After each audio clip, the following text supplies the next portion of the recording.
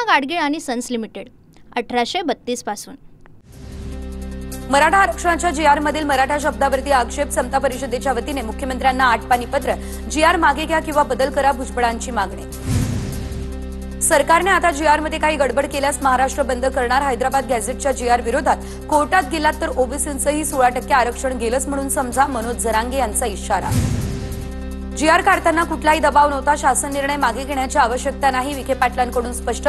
जरांगेंनी काही असल्यास चर्चा करावी, अंमलबजावणीसाठी कालावधी लागतो, विखेंचं विधान। मराठा आरक्षणाचा जीआर काढण्यापूर्वी दाखवला नाही, मराठा आरक्षणाच्या जीआर बाबत मंत्री छगन भुजबळ यांची प्रतिक्रिया। मराठा आरक्षणाचा जीआर काढण्याआधी भुजबळांसोबत चर्चा केली होती, ओबीसी समाजाला धक्का लागणार नाही हे भुजबळांना सांगितलं होतं, उपमुख्यमंत्री एकनाथ शिंदे यांच्याकडून स्पष्ट। मराठ्यांना आरक्षण देताना ओबीसींनी धक्का न लागणं ही राष्ट्रवादीची आधीपासूनचीच भूमिका, जीआरचा अभ्यास अजून मी पूर्णतः केलेला नाही, सुनील तटकरे यांची प्रतिक्रिया। एनडीएचे सीपी राधाकृष्णन नवे उपराष्ट्रपती तर इंडिया आघाडीच्या बी सुदर्शन रेड्डी यांचा पराभव, सीपी राधाकृष्णन यांना 452 मतं तर बी सुदर्शन रेड्डींना 300 मतं। इंडिया आघाडीची 14 मतं फुटल्याचा अंदाज, उमेदवार बी सुदर्शन रेड्डी यांना 300 खासदारांकडून मतदान, काँग्रेसने इंडिया आघाडीच्या 315 खासदारांच्या मतदानाचा दावा केला होता। मला विश्वास आहे की सीपी राधाकृष्णन उत्कृष्ट उपराष्ट्रपती असतील, आपली संवैधानिक मूल्य बळकट करून संसदीय चर्चा वाढवतील, पंतप्रधान मोदींकडून नवनिर्वाचित उपराष्ट्रपती राधाकृष्णन यांना शुभेच्छा। उपमुख्यमंत्री शिंदेंकडून नवनिर्वाचित उपराष्ट्रपती सीपी राधाकृष्णन यांना शुभेच्छा, उपराष्ट्रपती पदाची निवडणूक बिनविरोध होऊ शकली असती, उपराष्ट्रपती निवडणुकीवरून उपमुख्यमंत्री शिंदेंची ही पहिली प्रतिक्रिया। उपराष्ट्रपती पदासाठी सर्वाधिक क्रॉस वोटिंग महाराष्ट्रातून, शिंदेंच्या शिवसेनेचे खासदार नरेश म्हस्केंचा दावा, उद्धव ठाकरे, शरद पवार आणि काँग्रेसच्या खासदारांनी काही प्रमाणात एनडीएचे उमेदवार सीपी राधाकृष्णन यांना मतदान केलं, म्हस्केंची प्रतिक्रिया। मिटकरींचं पत्र हे पक्षाची अधिकृत भूमिका नसून व्यक्तिगत भूमिका, अमोल मिटकरी यांना लिहिलेल्या पत्रावर सुनील तटकरे यांची प्रतिक्रिया। मिटकरींनी आयपीएस अंजना कृष्णनच्या कागदपत्रांच्या चौकशीची मागणी केली। संजय शिरसाट यांना टार्गेट केलं जातं, शिरसाटांनी घेतलेल्या निर्णयासाठी एसआयटी नेमली नाही, तर सिडको गैरव्यवहार प्रकरणी उदय सामंत यांची प्रतिक्रिया।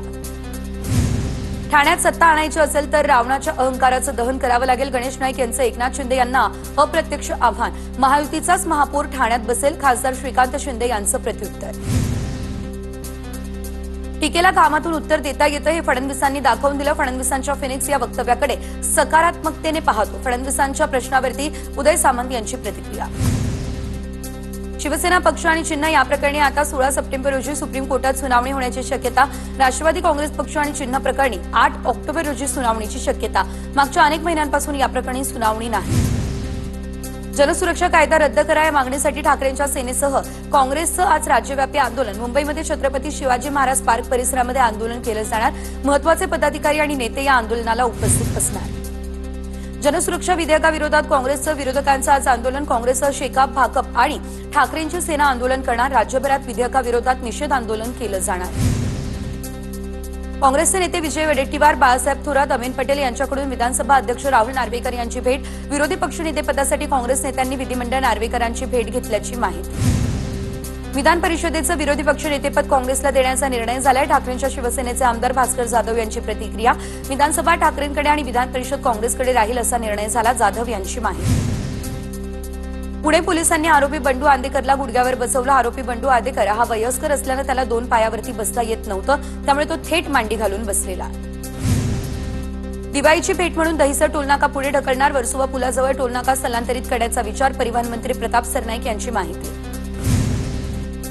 पुण्यातील विसर्जन मिरवणुकीमध्ये महिला पत्रकाराचा विनयभंग करणारे अटकेत, तर चिराग किराड, अनुज नवगिरो या 2 ढोलपथकातील तरुणांकडून महिला पत्रकाराचा विनयभंग। तहसीलदार प्रशांत थोरात यांचं निलंबन रद्द करण्याचा मंत्री बावनकुळेंचा निर्णय, तर आता निरोप समारंभामध्ये तहसीलदार यांच्या खुर्चीमध्ये बसून गाणं गायल्याचं या प्रकरणी त्यांचं निलंबन।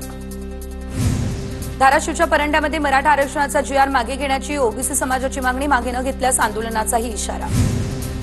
स्वच्छ वायू सर्वेक्षण 2025 मध्ये अमरावती शहर देशात अव्वल, 3 ते 10 लाख लोकसंख्या गटात अमरावतीला 200 पैकी 200 गुण, केंद्र सरकारकडून अमरावतीला पहिलं पारितोषिक जाहीर। जळगावमधल्या मुक्ताईनगरमधील कोकाडा ग्रामपंचायतीचा सरपंच अपात्र, ग्रामसभा न घेणं, पदाचा दुरुपयोग करणं इत्यादी कारणांचा ठपका ठेवत जिल्हाधिकाऱ्यांचे हे आदेश। नंदुरबार शहराला पाणी पुरवठा करणाऱ्या विरचक धरणामध्ये 90% पाणीसाठा. विरचक धरणामध्ये पाण्याची पातळी 238 मीटर 60 सेंटीमीटरने वाढली. शिवळ नदीच्या काठावरती राहणाऱ्या गावांना सतर्कतेचा इशारा. परभणी शहरातील उड्डाणपूल मृत्यूचा सापळा बनला. उड्डाणपुलावर अरुंद जागा आणि खड्डे पडल्यानं वाहन चालक त्रस्त.